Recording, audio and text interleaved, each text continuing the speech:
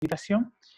Eh, Me pidieron presentar un tema que no es para nada corto, es la verdad que bastante extenso y por lo cual voy a tratar de concentrarme en lo principal, porque es hablar sobre las complicaciones crónicas de la diabetes, tanto complicaciones micro como macrovasculares.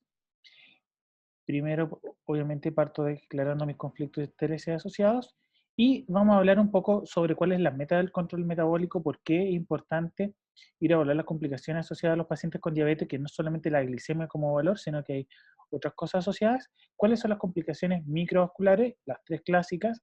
Las complicaciones macrovasculares, ahí me voy a enfocar principalmente como en su conjunto, y para cada una de las patologías que vamos a ir evaluando, voy a hablar cuáles son las guías y las recomendaciones. No me voy a enfocar tanto en el manejo de cada una de ellas, porque probablemente en algunos de los casos tiene indicación principalmente de derivación, sino más bien en ir en cómo, cuándo y en qué momento ir a pesquisarlo, más que nada, y qué recomendaciones y qué hacer al momento que uno se encuentra con alguna patología asociada.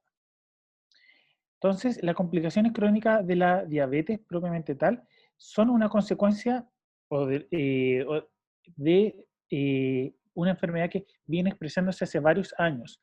Y la morbilidad en los pacientes con diabetes es un conjunto tanto por las complicaciones de las complicaciones microvasculares, retinopatía, nefropatía, neuropatía, como también de las complicaciones macrovasculares, principalmente asociadas a aterosclerosis. Y esto se ha visto que en pacientes con diabetes tipo 2 la aparición de estas complicaciones suele ser insidiosa, muchas veces asintomática, hasta que llegan a la etapa final, cuando ahí recién el paciente tiene algún estigma evidente o presenta síntomas, pero ya ha progresado por muchos años, y el diagnóstico, por lo tanto, se retrasa. Y además se estableció que las complicaciones en la diabetes pueden estar presentes al momento del diagnóstico. ¿Y esto por qué? Porque este es un estudio antiguo, el que le estoy mostrando yo en este gráfico del año 92, en el cual eran dos grupos, uno era un grupo rural y el otro de ciudad, y se vieron cuál era la prevalencia de retinopatía al momento del diagnóstico y a los años después. Y lo extrapolaron con regresión y se dieron cuenta que en verdad lo más probable es que ya la aparición de las complicaciones empezaban entre 5 hasta 7 años antes de que se le hiciera el diagnóstico propiamente tal al paciente. Por lo tanto, cuando nosotros evaluamos a un paciente con un reciente diagnóstico de diabetes, puede que, en primer lugar, su hiperglicemia ya la lleve arrastrándose un buen tiempo, pero las complicaciones y todos los mecanismos fisiopatológicos asociados ya vengan arrastrándose un tiempo y ya están generando consecuencias en esa persona. Sabemos que además, frente a una hiperglicemia, hay una relación directa a un daño microvascular, pero se ha establecido, y como está comentando un poco la doctora Vidal en sus últimas presentaciones, que la corrección de hiperglicemia lleva a una disminución de la complicación asociada. Y eso se estableció tanto en el estudio de SCT, que es el estudio clásico en pacientes con diabetes tipo 1, si alguno lo llega a escuchar en algún momento, en el cual se estableció que el paciente con control intensivo, y de ahí sale el punto de corte de hemoglobina glicosilada 7%, genera, versus el tratamiento con el grupo control, genera una disminución y un retardo en la aparición y progresión de retinopatía diabética, y en los estudios clásicos de los pacientes con diabetes tipo 2, el UKPDS, el ADVANCE o el ACOR, los pacientes que estaban en cada uno de los grupos intensivos tenían una disminución de los riesgos de las complicaciones microvasculares asociadas. Por lo tanto, se sabe que a mayor progresión de la diabetes, a mayor hiperglicemia, hay mayor prevalencia de complicaciones microvasculares. Pero también se sabe que si uno toma a estos pacientes y le hace un tratamiento intensivo, en la práctica que es llevarle una meta glicosilada que uno lo desea, que para la mayoría de los pacientes es 7, pero tiene que ser individualizado, está asociado a una regresión y a una disminución de estas complicaciones. Hay varias formas de presentación, siendo clásicamente en pacientes con retinopatía diabética, aquellas que es la principal causa de ceguera en la población activa económicamente. En caso de la neuropatía diabética, hay un compromiso más, el compromiso más frecuente a nivel del sistema nervioso periférico, y la nefropatía diabética, ya que un tercio de los pacientes que se encuentran actualmente en fase terminal de insuficiencia renal son por causa de la diabetes. Por lo tanto, es por eso que es importante ir a prevenir las complicaciones, ir a tratarlas, ir a pesquisarlas en el momento oportuno e ir a derivarlo cuando corresponde. En cuanto a las complicaciones microvasculares, tienen un componente más bien similar en cuanto a la fisiopatología de qué es lo que ocurre. Y tenemos que en un primer momento, ¿y por qué van a afectarse a estos órganos? Es porque tanto las células de la retina como el riñón y los tejidos nerviosos son insulino independientes. ¿Qué significa eso? Que da lo mismo como, que a diferencia del resto de los órganos, que da lo mismo como esté los niveles de glicemia, siempre va a haber algún receptor que va a estar regulando la entrada de glucosa a la célula. En estos órganos no. Por lo tanto, si hay hiperglicemia afuera, va a haber hiperglicemia adentro. Y esta hiperglicemia adentro es la que va a generar los problemas a nivel que vamos a comentar un poquito más adelante. Y por lo tanto, son estos órganos los que son más susceptibles a la hiperglicemia y a sus consecuencias. Y tenemos, en primer lugar, un daño directo celular a nivel mitocondrial por aumento de los reactantes oxidativos, una activación de la aldosa reductasa, por si a los que recuerdan sus clases de fisiopatología y de fisiología, sabemos que cuando la glucosa entra a la célula se va por la vía de la exoquinasa, glucosa 6-fosfato, y se va al ciclo Krebs, que es lo típico. Sin embargo, frente a una hiperglicemia persistente, este ciclo ya se encuentra saturado y por lo tanto pasa a un ciclo alternativo, que es el ciclo de la aldosa reductasa. ¿Qué es lo que hace? Toma la glucosa y finalmente se termina transformando en sorbitol. Y en sorbitol genera mayor presión osmótica a nivel celular y genera daño por edema celular. Entonces, estamos literalmente edematizando a la célula a través de este mecanismo. Y este es uno de los principales mecanismos, por ejemplo, de cómo ocurre la neuropatía diabética. Y siguiendo en este camino de la aldosa reductasa, tanto la acumulación de NADPH como NADH favorece la producción de diacilglicerol y de proteína sequinasa.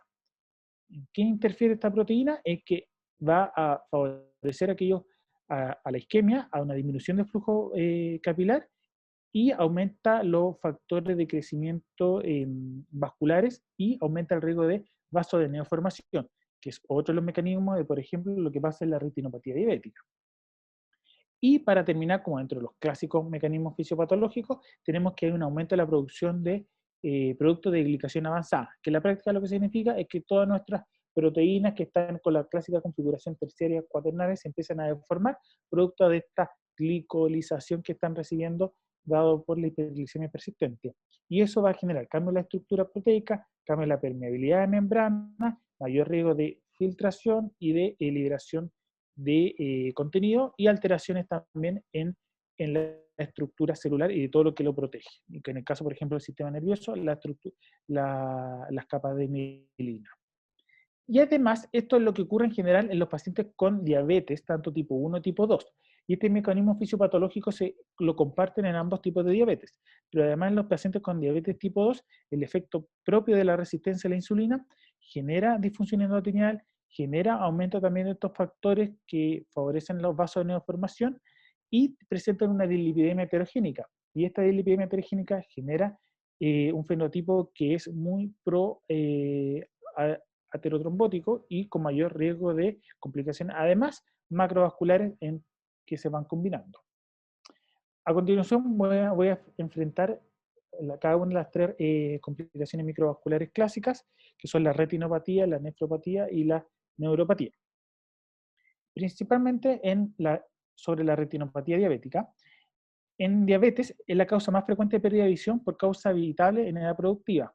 Ya entre el 6 hasta el 40% de los pacientes con diabetes tendrán algún grado de retinopatía al momento del diagnóstico, y casi un 10% de estos pacientes van a perder la visión en algún momento de su vida si es que no se llegan a controlar como corresponde. Pero la retinopatía es una de las complicaciones asociadas, pero también uno encuentra mayor frecuencia de cataratas, de glaucoma, trastorno de la agudeza visual, sobre todo con el cambio brusco de los niveles de glicemia, y una más bien neuropatía, que son parálisis de los nervios oculares.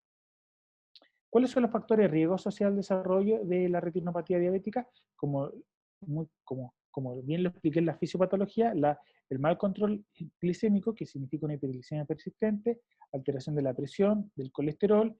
El embarazo puede generar una progresión de la retinopatía diabética, por eso es tan importante ir a pesquisar en la diabetes pregestacional, ir a evaluarlo para que no terminemos con embarazadas con alteración de la visión, y una duración de la diabetes que también está asociada directamente.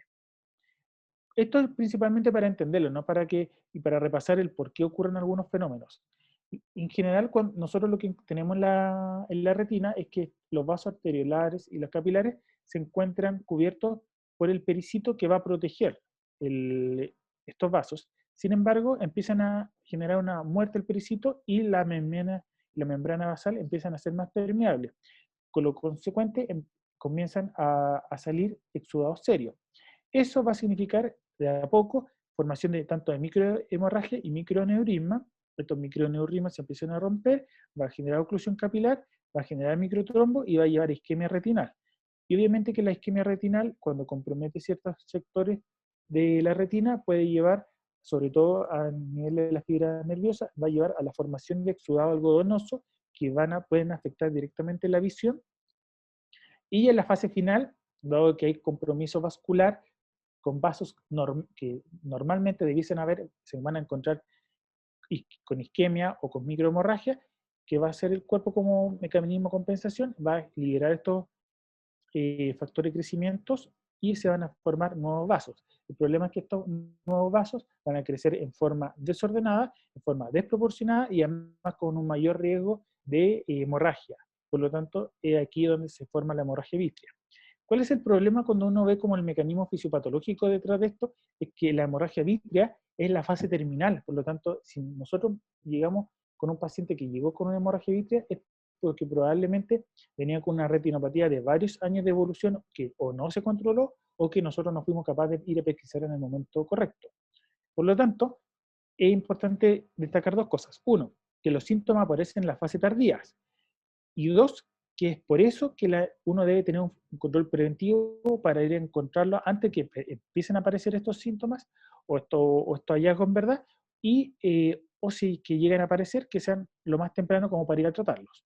Esto es lo clásico que uno lo ve en los libros de medicina y de oftalmología, que cuáles son los fenómenos fisiopatológicos asociados a la retinopatía, tanto los microneurismas, los exudados, la hemorragia y el exudado algodonoso. En este caso aquí tenemos un paciente que ya tiene, como pueden ver, distintas fases, algunas más avanzadas y otras más precoces, pero ya probablemente tiene un compromiso bien importante de larga data. La clasificación de la retinopatía va a depender principalmente de cuál es el compromiso que tenga. Lo que se hace generalmente es ir a dividir en cuadrantes, en 4 cuadrantes, y se va a ir a evaluar cuál es el compromiso en cada uno de estos cuadrantes y si hay compromiso extrarretinal asociado. Entonces, la retinopatía diabética se divide en proliferativa o no proliferativa según tengan o no formación de neovasos extrarretinales. Si no hay formación, es no proliferativa y según el compromiso de microneurisma o de hemorragia, se divide en leve, moderada, severa o muy severa. Y en el caso de la retinopatía proliferativa, se va a dividir según la ubicación y la extensión de estos neovasos y además si es que tiene o no hemorragia vítrea. Y es así como se clasifica. Y además, independiente de esto, nosotros podemos encontrar edema de mácula, que también es una causa común de pérdida visual en pacientes con diabetes, en la cual es secundario un aumento de la permeabilidad, que son como los fenómenos iniciales en el endotelio vascular. Y por eso que el edema de mácula puede presentarse al inicio o en cualquier fase de la retinopatía diabética. No tenemos que necesariamente encontrarnos con una retinopatía muy severa para que haya edema de mácula. Puede ocurrir al inicio. El problema es que cuando compromete la fobia es el riesgo de ceguera. ¿Qué nos dicen las guías de recomendación? Y aquí yo quiero hacer un comparativo tanto de las guías de recomendaciones del Ministerio como las recomendaciones de la ADA de este año, porque si bien hay algunas recomendaciones que son más o menos similares, el problema es que la guía MISAL es de 2010 y la de ADA se va actualizando año a año. Entonces hay algunas cosas que sí hay que probablemente, si bien las guías nuestras tienen algunas indicaciones, las guías internacionales también hay que ir complementándolas en el paciente a paciente. ¿Qué nos dice el ministerio? Que debemos realizar tamizaje en diabetes tipo 2 a todo paciente al momento del diagnóstico y en tipo 1 esperar a los 5 años con tranquilidad. Y el tamizaje debe ser realizado con un examen de fondo de ojo y por lo menos cada 2 años si es que no tiene retinopatía diabética, pero si tiene algún grado de retinopatía diabética debe ser en intervalos más cortos. La recomendación de la ADA nos dice algo más o menos bien similar. 5 años después del diagnóstico de los tipo 1, al momento del diagnóstico en diabetes tipo 2, y control cada 1 a 2 años en pacientes sin retinopatía, pero ir reevaluando considerando intervalos más cortos según la gravedad, y la importancia en pacientes con diabetes pregestacional. Recordemos que la diabetes pregestacional es pacientes con diabetes, ya sea uno o dos, que se embarazan. ¿Son eso la diabetes pregestacional o el diagnóstico de diabetes propiamente tal, eh, realizado en el primer trimestre del embarazo? En este grupo especial de mujeres hay que hacerle fondo de ojo trimestral y hasta un año posterior del parto. Eso respecto a la retinopatía diabética. El- en cuanto a la nefropatía diabética, existe una fuerte asociación, hasta un 80% con la retinopatía diabética, y eso es porque comparten mucho los mecanismos fisiopatológicos asociados. Y ya en pacientes con tipo 1, sobre todo al momento, en los estudios más bien un poco más antiguos, hasta el 12% tiene algún daño renal a los 7 años del diagnóstico. En el cambio, en el paciente tipo 2, el 20 a 30% tiene algún daño, pudiese tener algún daño renal al momento del diagnóstico. La fisiopatología es similar. El aumento de esta proteína quinasa C, que va a llevar a vasodilatación e hiperfiltración glomerular, un engrosamiento de la membrana basal, y esto es súper importante porque estos son los fenómenos iniciales. El engrosamiento de la membrana basal y la alteración de la permeabilidad va a llevar a la liberación de o la generación de microalbuminuria, y es un marcador inicial de falla renal terminal. Cuando un paciente nosotros nos encontramos con microalbuminuria, probablemente va a terminar en 25 años más en falla renal terminal, y en 10-15 años más con algún grado de insuficiencia renal, por lo menos grado 3 en adelante. Y la aparición de microalbuminuria se asocia a la aparición de macroalbuminuria a mediano plazo. Y ya en la etapa final es donde hay alteración del flujo glomerular. Por lo tanto, al igual que en la retinopatía diabética, en la nefropatía no podemos esperar que el paciente llegue a insuficiencia renal como para decir, oh, el paciente tiene una nefropatía diabética. No, tenemos que ir a pesquisarlo en las fases iniciales. Y es en ese caso, en la microalbuminuria, uno de los indicadores más iniciales ya de nefropatía incipiente. Al igual que en la retinopatía, hay otros factores de riesgo asociados como la duración de la diabetes, el mal control glicémico, problemas de hipertensión arterial, obesidad, dislipidemia y tabaquismo que vienen a empeorar este riesgo. Cuando nosotros vemos la nefropatía diabética tenemos que fijarnos en dos cosas. Uno, la aparición de albuminuria, y eso se hace con la relación microalbuminuria-creatininuria, porque tiene una muy buena correlación con la albuminuria de 24 horas en la gran mayoría de los pacientes. Sin embargo, existe una variabilidad de un 20-30%. ¿Qué nos dice eso? Que si nosotros le vamos a tomar un examen de microalbuminuria al paciente y se encuentra alterado, no podemos clasificarlo como que ya tiene presencia de microalbuminuria, sino que debemos ir a reevaluarlo en unos meses más para confirmar o descartar el diagnóstico. Y además tiene otros factores que interfieren en su interpretación, como por ejemplo presencia de fiebre, presencia de un cuadro como una infección urinaria. Si el paciente ha hecho ejercicio vigoroso antes del examen, también se puede alterar. En caso de hiperglicemia severa también, o una insuficiencia cardíaca o hipertensión que se encuentren descompensadas, también el valor se va a falsear. Por lo tanto, lo correcto es esperar que el paciente se compense para ir a evaluar la microalbuminuria. Porque si el paciente yo lo encuentro, veo que tiene una glicemia de 300, una glicosilada de 12, yo le mido una microalbuminuria y me sale alterado, en verdad puede que esté alterado solamente por las alteraciones propias de su hiperglicemia. También me ha pasado que paciente que está cursando una infección urinaria y le piden una microalbuminuria. Lo que le encuentren en ese examen no tiene ninguna interpretación y no tiene ningún sentido pedirlo en ese momento. Y pasa lo mismo si el paciente está en ese momento con una hipertensión descompensada.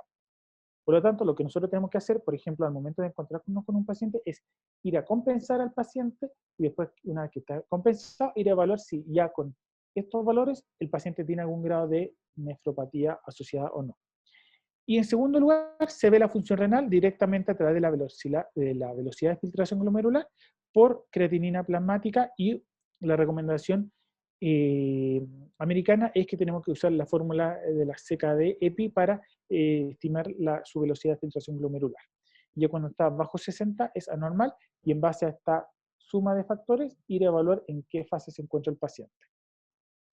¿Qué nos dice la guía del ministerio?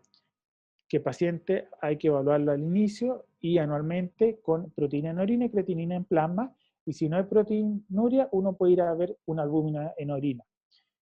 y si se comprueba la microalbuminuria, confirma con una segunda prueba, como les dije, porque hay por la variabilidad que se encuentra en los valores entre personas.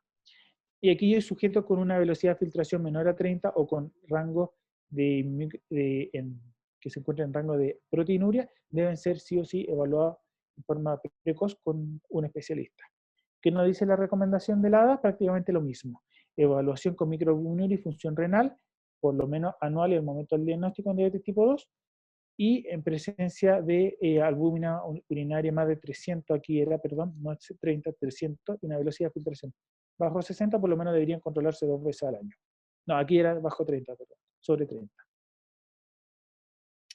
¿Cómo hacer una prevención y tratamiento de la nefropatía diabética? Y aquí me quiero detener en que uno debe ir a pesquisar, o sea, una vez que uno encuentra el valor, obviamente que el control de la diabetes es uno de los puntos de corte, pero también hay que ir a evaluar cómo está la presión arterial y ahí el uso de IECA o ARA2 es fundamental en pacientes con nefropatía incipiente o nefropatía diabética clínica. Se debe iniciar estos fármacos independiente incluso de su presión arterial, aunque sean dosis bajas. O si no, en teoría uno incluso puede aprovechar otros fármacos que no se encuentran muchas veces en APS, pero que tienen un potente efecto a nivel de nefropatía, pero no tan efecto potente a nivel de presión arterial. En el soporte nutricional balanceado, una ingesta de sal menor de 5 gramos al día, y el aporte proteico va a depender de qué fase se encuentre. En fase 1 a 3, en general 0,8, 1 gramo por kilo, que es como lo típico que nosotros podríamos ingerir, pero ya cuando están en fase terminal, 4 o 5, es 0, ojalá no menos de 0,65 a 0,8 gramos por kilo de peso. Optimizar obviamente el control metabólico y privilegiar, si es que se puede, el uso de hipoglicemiantes con beneficio renal demostrado, y en eso tanto los SGLT2 como algunos GLP-1 llevan la delantera en este ámbito. Para terminar las complicaciones microvasculares, voy a hablar de la nefropatía diabética. Son un grupo heterogéneo de enfermedades, cada una con su propia manifestación clínica. No es una, la neuropatía diabética no es una solo tipo de neuropatía, sino que existe, por lo menos se pueden clasificar en 4 grupos. En general, se define que el paciente que tiene alguna alteración, por ejemplo, de la sensibilidad, para decir que es neuropatía es diabética, es porque en general se ha excluido a otras causas. Y hasta un 60% de los pacientes pueden presentar en algún momento algún grado de neuropatía diabética, y la más común es la periférica sensitiva. Y hay otros factores de riesgo asociados, y como pueden ver, son los mismos factores de riesgo asociados a la progresión de neuropatía diabética. Existen 4 formas de presentación. La primera es la periférica, que es la más común, que es de predominio sensitivo, lento, distal y más bien simétrico, con mayor compromiso en extremidades inferiores y superiores. Lo importante es que hay que ir a evaluar tanto la fuerza como la sensibilidad, porque puede haber compromiso fibra gruesa o fibra pequeña, puede haber compromiso postural o de la propia excepción. La neuropatía más bien autonómica, que ahí actúa a nivel de distintos órganos, principalmente desde el punto de vista adrenérgico, ahí el compromiso, y puede afectar, por ejemplo, a nivel del sistema digestivo, puede presentarse como gastroparesia, como diarrea, incluso como constipación. A nivel cardiovascular está la neuropatía autonómica cardíaca o la hipotensión ortostática asociada a neuropatía. Y a nivel de neurogeniturinarios, nosotros podemos encontrar la clásica vejiga neurogénica o la disfunción eréctil, que es un tipo de neuropatía autonómica. Para el estudio hay que hacer el estudio principalmente de funcionalidad de cada sistema comprometido según los síntomas que puede presentar el paciente. Y ojo que parte de una neuropatía autonómica puede ser la incapacidad de advertir hipoglicemia. La hipoglicemia inadvertida o la pérdida de capacidad de percibir la hipoglicemia se puede deber muchas veces porque el paciente tiene algún grado de neuropatía autonómica. Ya como en tercer lugar, o el tercer grupo, son las neuropatías proximales, que son un poquito menos comunes, y su característica es que son más bien asimétricas y proximales, que se asocian a dolor y debilidad muscular, y pueden presentarse, lamentablemente, aún con un buen control metabólico de su diabetes. Estas son las únicas, entre comillas, neuropatías diabéticas que son mal portadas, en el sentido de que aunque el paciente se controle bien, el paciente igual lo puede tener, o incluso se puede presentar al momento del diagnóstico. Y puede ser a través de radiculopatía, plexopatía o la clásica miotrofia diabética. ¿Ya? Y para terminar, tenemos la neuropatía focal que afecta a un nervio específico, la mayoría de las veces son pares craneanos los comprometidos y hay que evaluarlo también según cuál el par craneano que uno se encuentra, el paciente puede encontrar comprometido al momento de presentar los síntomas. ¿Qué nos dice la guía? La guía MinSal no nos habla mucho sobre la neuropatía propiamente tal, sino más bien se enfoca en el manejo del pie diabético, cosa que en este momento no lo quise agregar porque si no me iba a extender demasiado por el tema en cuanto a la extensión de esta pequeña presentación en una gran charla, pero es que a todo paciente se le debe tomar la presión arterial en cada control, sobre todo para ir a evaluar uno de los signos de ortostatismo en la neuropatía autonómica.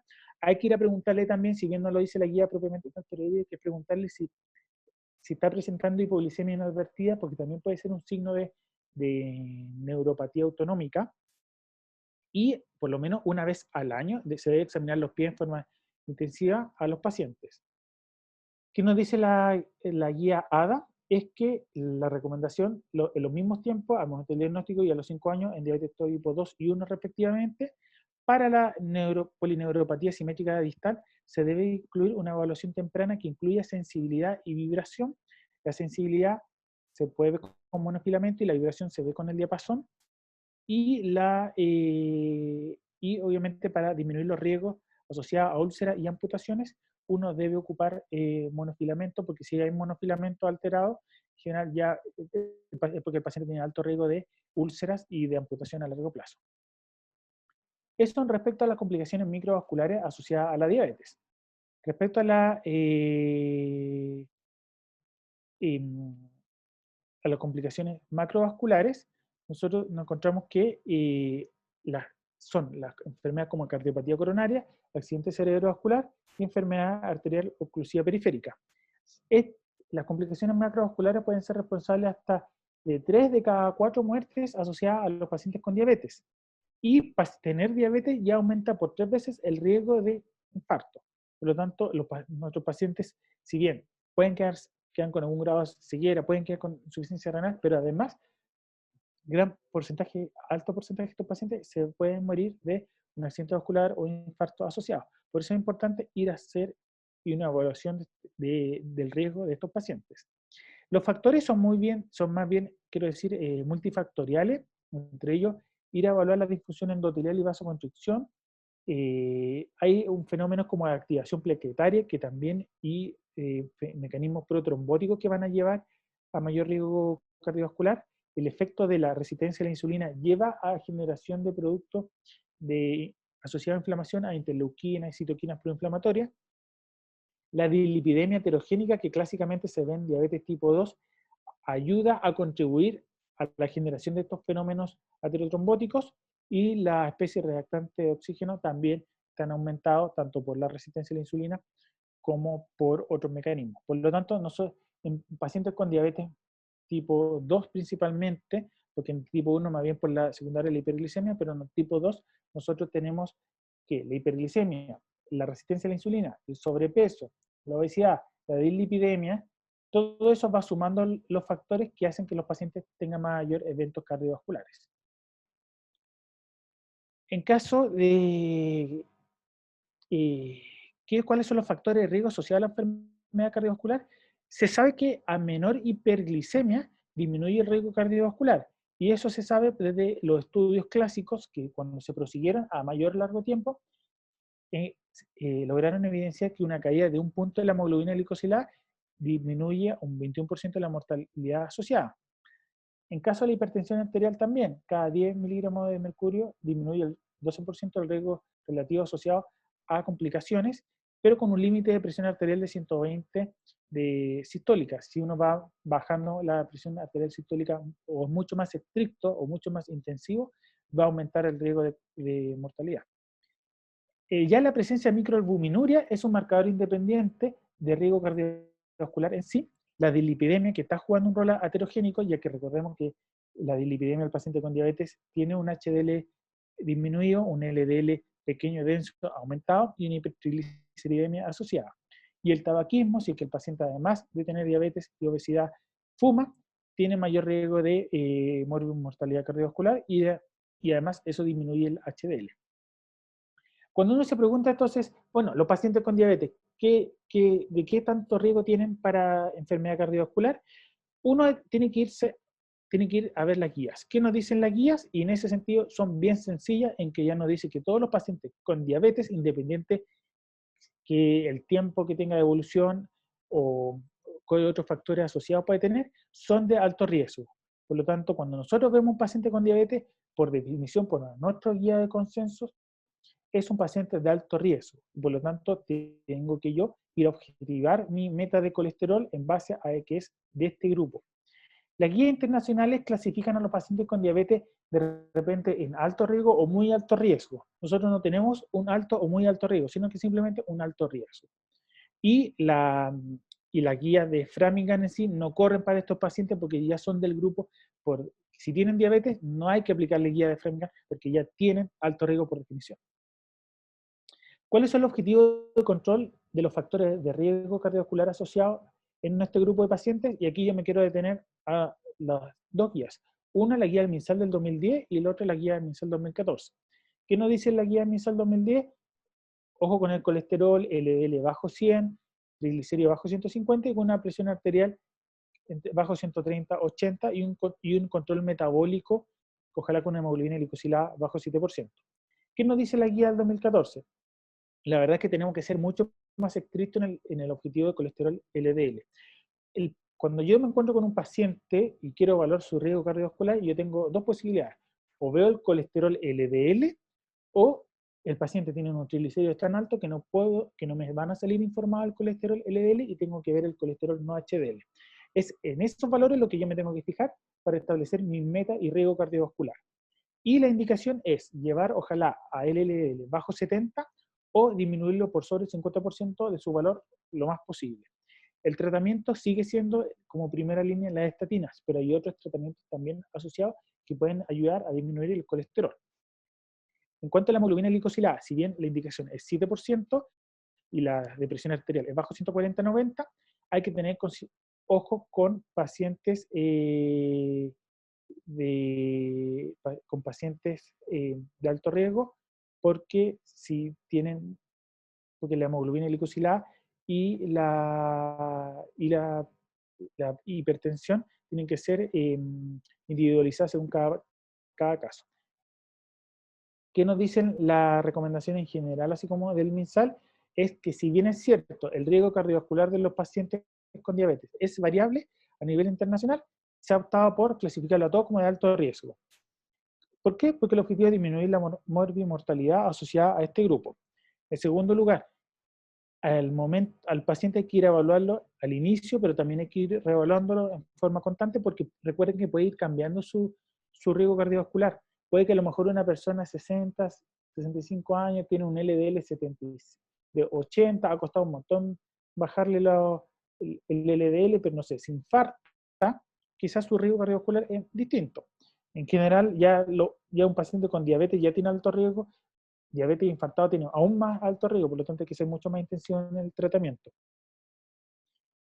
¿Y cómo disminuir los riesgos cardiovasculares? Del punto de vista de glicemia, como objetivo, en general, si bien es individualizado, para la gran mayoría de los pacientes, 7%. Nosotros debiésemos usar, y lo correcto es que pacientes con alto riesgo cardiovascular o que ya con enfermedad aterosclerótica establecida, uno debiese usar fármacos con beneficio cardiovascular demostrado. Y aquí los SGLT2 y algunos SGLP1 son los que lo llevan a la delantera. Y si no tenemos acceso a fármacos de beneficio cardiovascular demostrado, por lo menos no usar aquellos fármacos que nos van a generar un riesgo.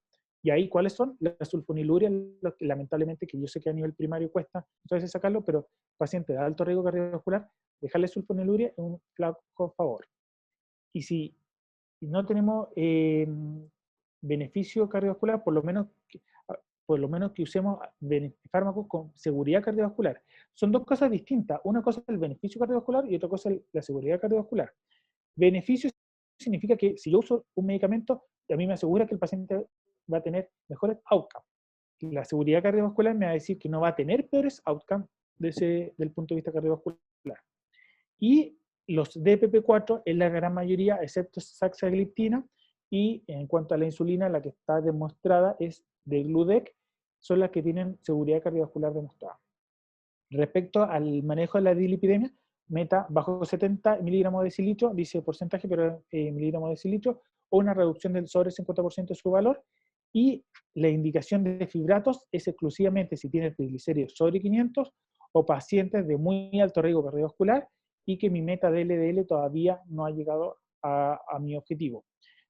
Me he encontrado varias veces con triglicéridos de 300 indicándole fibratos, no tienen indicación, ¿ya? Si un paciente tiene un triglicérido en 300 y un LDL en 120, traten la dislipidemia, traten el LDL, no traten los triglicéridos. Mejorele su diabetes, mejorele el colesterol, y de ahí vemos cómo van mejorando los triglicéridos. Pero si le están entregando, pasando fibrato a un paciente con triglicéridos de 300, el paciente se va a morir de un infarto, no de una pancreatitis por unos triglicéridos de 300.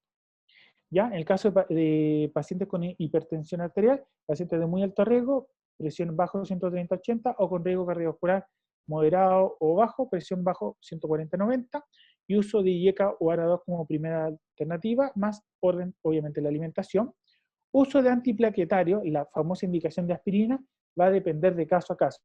No porque alguien tenga diabetes va a tener que recibir per se aspirina, no. Si es para prevención secundaria, sí, no hay ninguna duda. Si es para prevención primaria, hay que evaluar caso a caso porque el riesgo de sangrado no es menor que en algunos pacientes. Y uno de repente encuentra pacientes de 75 años, 80 años, que están que no tienen, no han tenido un evento cardiovascular y los tienen aspirina de prevención primaria. Si ese paciente sangra, se cae o tiene una hemorragia digestiva, se va a morir de eso, no de un infarto. ¿Ya? Así que ojo con dejar la aspirina a todos los pacientes porque no tiene indicación. Y obviamente el tabaquismo, sí, cese de tabaco a todos los pacientes que fuman. Como conclusiones, las complicaciones tanto micro y macrovasculares de los diabetes explican un porcentaje importante de la morbimortalidad de este grupo de pacientes. La aparición de estas complicaciones ya pueden estar presentes al momento del diagnóstico, pero en tipo 1 pueden aparecer después de los 5 años del diagnóstico. Se debe buscar en forma activa y anualmente los signos de retinopatía diabética a través de un fondo de ojo, nefropatía diabética a través de albuminuria y caída de la velocidad de filtración glomerular, y nefropatía diabética a través de la evolución de monofilamento y la evolución de los pies, y en pacientes de alto riesgo cardiovascular o enfermedad establecida aterosclerótica deben recibir de preferencia tratamiento con beneficio cardiovascular demostrados. Muchas gracias. Recordarles finalmente que el sábado pasado fue el Día Mundial de la Diabetes y tanto la Sociedad Chilena de Endocrinología y Diabetes, SOCHED, como SOCHIDIA han estado presentes para hacer énfasis en la importancia de esta enfermedad a nivel nacional.